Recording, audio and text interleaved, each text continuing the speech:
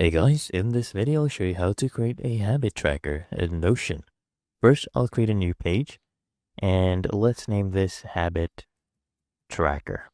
Okay, and I'll come here and I'll type in /button. Okay, we'll create a button first, and here you can select an icon. So you can type it in, let's say calendar, and search for calendar options, whatever one you like, or you can choose another icon or emoji, whatever you want. So I'll choose this one. I'll choose the color. Let's do this one. It's kind of pink. Okay, we'll do pink. And now we'll go ahead and give a trigger. So when a new button is clicked, let's name this button New Day. Okay, when the button for the new day is clicked, we'll have a trigger and we'll insert a block.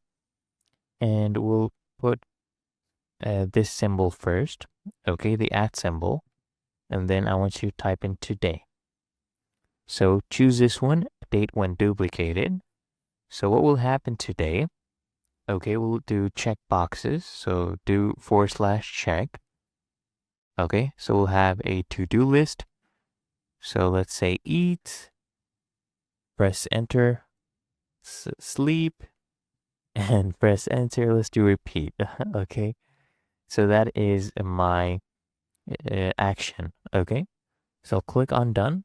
So when I click on new day, it will say today, and then we'll toggle whatever on that day, what we have done as per the checklist. And there you go, repeat. And once we are done with this day, just click on it the next day and it keeps going like that. Of course, you can customize this further. And let's say this was yesterday. Okay, that will actually pick up. So when the new day starts, this one turns to yesterday. And if you hover over here, you'll see the date. And if you go much further, guys, you will also see the date written there. But otherwise, it is really that easy and simple.